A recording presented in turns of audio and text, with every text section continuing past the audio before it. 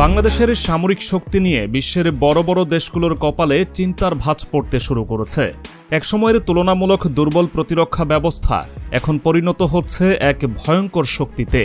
আর এর পেছনে অন্যতম বড় ভূমিকা রাখছে তুরস্ক। অস্ত্রের পাহাড় গড়ে তোলার মতো এক বিশাল পরিকল্পনা বাস্তবায়ন করছে বাংলাদেশ। ইতোমধ্যে বাইরাক্তার TB2 ড্রোন থেকে শুরু করে শর্ট রেঞ্জ মিসাইল, অত্যাধুনিক কামান, মাল্টিপল রকেট লঞ্চার সহ নানা অস্ত্র দিয়েছে তুরস্ক। আলোচনায় আছে লাইট ট্যাঙ্ক, অত্যাধুনিক অ্যাটাক ড্রোন আকিঞ্চি, এমনকি অ্যাটাক হেলিকপ্টারও। তুরস্ক যেন ঢেলে দিচ্ছে তার সামরিক অস্ত্র ভাণ্ডার। কিন্তু কেন? একসময় অস্ত্র আমদানির জন্য বিভিন্ন দেশের শর্ত মানতে হতো বাংলাদেশকে। মার্কিন যুক্তরাষ্ট্র, রাশিয়া কিংবা চীন যাদের কাছ থেকে অস্ত্র কেনা হতো তাদের ছিল কড়াকড়ি বিধিনিষেধ। কিন্তু এবার সেই হিসাব যেন বদলে গেছে। কারণ তুরস্ক যেসব আধুনিক অস্ত্র বাংলাদেশে পাঠাচ্ছে সেগুলো কোনো শর্ত ছাড়াই। কিন্তু হঠাৎ কেন এত উদারতা তুরস্কের? এরদোয়ান কি শুধুই বন্ধু হিসেবে বাংলাদেশকে সাহায্য করছেন, নাকি এর পেছনে আছে আরও গভীর কোনো পরিকল্পনা? বিশ্ব রাজনীতির এক নতুন মোড়ে দাঁড়িয়ে আছে বাংলাদেশ। চারপাশের দেশগুলো যখন নিজেদের সামরিক শক্তি বাড়াচ্ছে, তখন বাংলাদেশও যেন নিজের অবস্থান শক্তিশালী করছে। আর এই পরিবর্তনের মূল কারিগর হিসেবে উঠে আসছে অন্তর্বর্তীকালীন সরকারের প্রধান উপদেষ্টা ডক্টর মোহাম্মদ ইউনূসের নাম। হ্যাঁ, সেই ডক্টর ইউনূস, যিনি এতদিন পরিচিত ছিলেন একজন অর্থনীতিবিদ এবং নোবেল বিজয়ী হিসেবে। কিন্তু এখন তিনি জড়িয়ে গেছেন সরাসরি সামরিক কূটনীতির খেলায়। তার সঙ্গে এরদোয়ানের বৈঠকগুলোই ইঙ্গিত দিচ্ছে বাংলাদেশের সামরিক শক্তির পেছনে এখন তিনি অন্যতম প্রধান কুশীলব। আন্তর্জাতিক গণমাধ্যমের তথ্য অনুযায়ী ডক্টর ইউনূস ক্ষমতায় আসার পরপরই এরদোয়ানের সঙ্গে কয়েক দফা বৈঠক করেন। আজারবাইজান ও মিশরে একাধিক আন্তর্জাতিক সম্মেলনের ফাঁকে এসব বৈঠক হয় দুই সরকার প্রধানের মধ্যে। এসব বৈঠকের পরই দ্রুত গতিতে সামরিক চুক্তি বাড়তে শুরু করে। তুরস্ক থেকে আসা সামরিক সরঞ্জামগুলোর মধ্যে অন্যতম হল ভয়ঙ্কর বাইরাক্তার TB2 ড্রোন। এই ড্রোন বিশ্বের যুদ্ধক্ষেত্রে এক নতুন বিপ্লব ঘটিয়েছে। এটি এতটাই শক্তিশালী যে আর্মেনিয়া আজারবাইজান যুদ্ধ থেকে শুরু করে রাশিয়া ইউক্রেন যুদ্ধ পর্যন্ত প্রতিটি সংঘাতে এর ভয়াবহ ধ্বংসযজ্ঞ দেখা গেছে। এই ড্রোনের সবচেয়ে বড় বৈশিষ্ট্য হল এটি শত্রুর রাডার ফাঁকি দিতে পারে এবং নির্দিষ্ট লক্ষ্যে নিখুঁতভাবে আঘাত হানতে পারে। কানাঘুষা চলছে বাংলাদেশে এই ড্রোন তৈরির কারখানা স্থাপন ও প্রযুক্তি ভাগাভাগি করতে চায় তুরস্ক। সম্প্রতি এই ড্রোন ভারত সীমান্তে মোতায়েন করেছে বাংলাদেশ, এমন দাবি করে ভারতীয় মিডিয়াগুলো নিজেদের দেশে হইচই ফেলে দিয়েছে। শুধু তাই নয়, এবার বাংলাদেশ পেতে চলেছে তুরস্কের স্বল্প পাল্লার ভয়ঙ্কর মিসাইল সিস্টেম। আন্তর্জাতিক প্রতিরক্ষা বিশেষজ্ঞদের মতে এই মিসাইলগুলো এমনভাবে তৈরি করা হয়েছে যে এগুলো শত্রুর যে কোনো প্রতিরক্ষা ব্যবস্থাকে সহজেই ভেদ করতে পারে।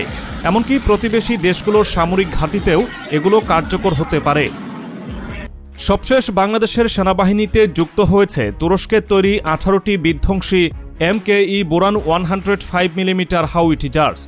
গ্লোবাল ডিফেন্স নিউজের রিপোর্ট অনুযায়ী ভবিষ্যতে এই কামানের সংখ্যা বাড়িয়ে 200 ইউনিটে উন্নীত করার পরিকল্পনাও রয়েছে।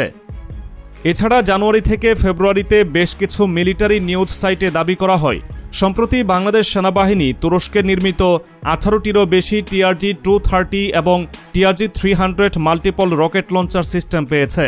এর ফলে বাংলাদেশ সেনাবাহিনীর আর্টিলারি সক্ষমতা উল্লেখযোগ্যভাবে উন্নতি করেছে।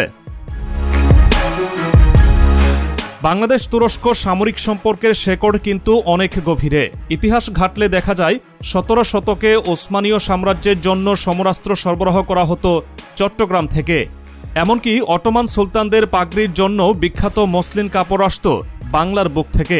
শতাব্দী পার হয়ে গেলেও সেই সম্পর্ক আজও অটুট। তবে এখন পরিস্থিতি ভিন্ন। অতীতের মতো শুধু বাণিজ্য নয়, এবার দুই দেশ একসঙ্গে তৈরি করতে যাচ্ছে ভয়ঙ্কর সামরিক শক্তি। বাংলাদেশের সামরিক বাহিনীর 3000-এরও বেশি সদস্য ইতোমধ্যেই তুরস্কে প্রশিক্ষণ নিয়েছে। বিশেষ করে নৌবাহিনীর সোয়াত ইউনিটকে তুরস্কের সেনারা অত্যাধুনিক কৌশলে প্রশিক্ষিত করেছে। তাছাড়া দুই দেশের যৌথ উদ্যোগে বাংলাদেশে গড়ে তোলা হচ্ছে সামরিক অস্ত্র উৎপাদনের কারখানা। এর ফলে বাংলাদেশ শুধু অস্ত্র আমদানিকারক দেশ হিসেবে নয়, বরং অস্ত্র উৎপাদনকারী দেশ হিসেবেও আত্মপ্রকাশ করতে চলেছে। ভবিষ্যতে এই অস্ত্র অন্য দেশগুলোতেও রপ্তানি করা হতে পারে। এখন প্রশ্ন হচ্ছে, এত বিশাল পরিমাণ অস্ত্র দিয়ে বাংলাদেশ আসলে কি করতে চায়? তুরস্ক কি শুধুই বন্ধুত্বের খাতিরে বাংলাদেশকে সামরিকভাবে শক্তিশালী করছে, নাকি এর পেছনে আছে আরও বড় কোনো পরিকল্পনা?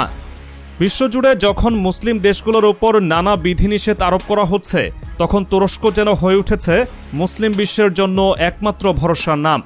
এরদোয়ানের নেতৃত্বে তুরস্ক মধ্যপ্রাচ্য, দক্ষিণ এশিয়া এবং আফ্রিকার অনেক মুসলিম দেশের সঙ্গে নতুন সামরিক জোট গঠনের দিকে এগোচ্ছে।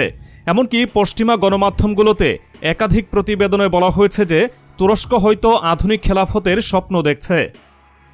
এই পরিকল্পনারই অংশ হিসেবে বাংলাদেশের সঙ্গে সম্পর্ক গভীর করছে তুরস্ক।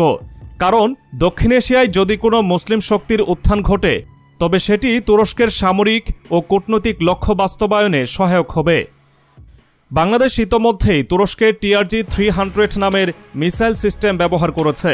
তুর্কির রকেটসান কর্পোরেশনের তৈরি এই মিসাইল সিস্টেম 80 থেকে 120 কিলোমিটার দূরত্ব পর্যন্ত আঘাত হানতে পারে। এর ফলে কলকাতা থেকে শুরু করে মিয়ানমারের গুরুত্বপূর্ণ শহরগুলো বাংলাদেশের মিসাইলের আওতায় চলে এসেছে। এছাড়া শীর্ষ গণমাধ্যমের প্রকাশিত খবরে দাবি করা হয়, বাংলাদেশ তুরস্কের তোলপাড় হালকা ট্যাঙ্ক কেনার সিদ্ধান্ত নিয়েছে। ভারতীয় সংবাদ মাধ্যম ইন্ডিয়া টুডে ভারতীয় সীমান্তে ড্রোন মোতায়েনের পর বাংলাদেশ কেন তুর্কি 26 ট্যাঙ্ক কিনতে চায় এমন সংবাদ প্রকাশ করে, যদিও তা বাংলাদেশ অফিসিয়ালি অস্বীকার করেছে।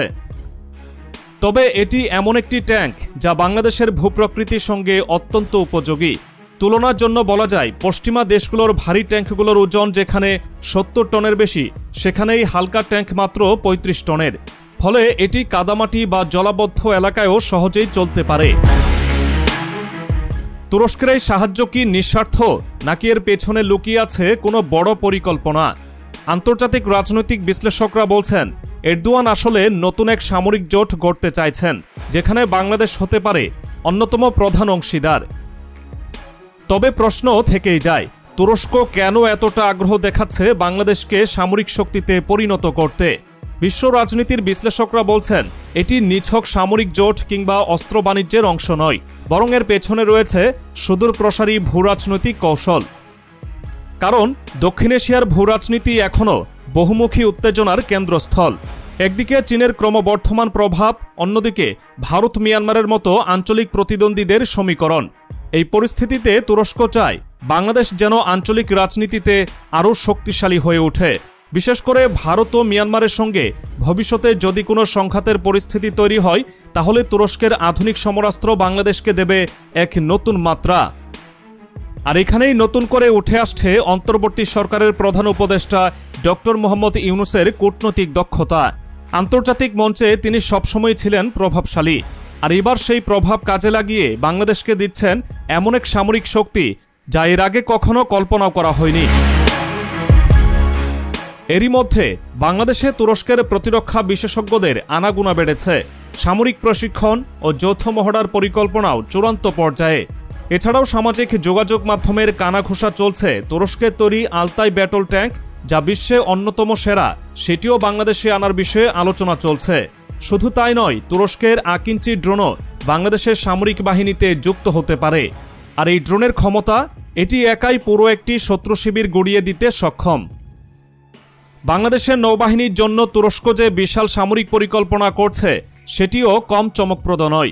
বিভিন্ন গণমাধ্যমের বরাতে জানা গেছে, বাংলাদেশকে অত্যাধুনিক ফ্রিগেট ও করভেট যুদ্ধজাহাজ সরবরাহের বিষয়ে তুরস্ক আগ্রহী। বর্তমানে বাংলাদেশ নৌবাহিনী দ্রুত আধুনিকায়নের পথে এগোচ্ছে এবং তুরস্কের এই সমর্থন সেই লক্ষ্যকে বাস্তবায়ন করবে আরও দ্রুত। তুরস্কের প্রেসিডেন্ট এরদোয়ান বহুবার বলেছেন, তিনি চান মুসলিম দেশগুলো একসঙ্গে এগিয়ে যাক, বিশেষ করে প্রতিরক্ষা খাতে। এরই ধারাবাহিকতায় তুরস্ক সামরিক শক্তিতে পরিণত করেছে পাকিস্তান, আজারবাইজান এবং কাতারকে। এবার সেই তালিকায় যোগ হচ্ছে বাংলাদেশ। এই পরিস্থিতিতে বাংলাদেশের কৌশল কি হওয়া উচিত? আন্তর্জাতিক অঙ্গনে বাংলাদেশ এখন যে অবস্থানে রয়েছে, তাতে তুরস্কের মতো শক্তিশালী সামরিক মিত্র পাওয়া নিঃসন্দেহে বড় একটি অর্জন। তবে এর পাশাপাশি কূটনৈতিকভাবে ভারসাম্য বজায় রাখাটাও গুরুত্বপূর্ণ। কারণ বাংলাদেশ তুরস্কের এই সামরিক সম্পর্ককে ভালো চোখে দেখছে না অনেক দেশ, বিশেষ করে ভারত। তাই সামরিক শক্তিতে এগিয়ে যাওয়ার পাশাপাশি কূটনৈতিক মঞ্চেও বাংলাদেশকে খেলতে হবে অনেক হিসেব করে। তবে একথা নিশ্চিত, বাংলাদেশ যে সামরিক শক্তির এক নতুন অধ্যায়ে প্রবেশ করছে তা আর কোনো সন্দেহ নেই। অদূর ভবিষ্যতে বাংলাদেশ শুধু দক্ষিণ এশিয়ার শক্তিধর দেশ হিসেবেই নয়, বরং একটি আত্মনির্ভরশীল সামরিক শক্তি হিসেবে আত্মপ্রকাশ করবে। আর এই পথচলায় তুরস্ক যে অন্যতম প্রধান ভূমিকা পালন করছে তা ইতিহাসের পাতায় স্বর্ণাক্ষরে লেখা থাকবে। প্রিয় দর্শক, আপনার কি মতামত? বাংলাদেশ তুরস্ক সামরিক সম্পর্ক কি দেশের জন্য আশীর্বাদ নাকি নতুন কোনো কৌশলগত চ্যালেঞ্জ? আপনার মতামত জানাতে ভুলবেন না।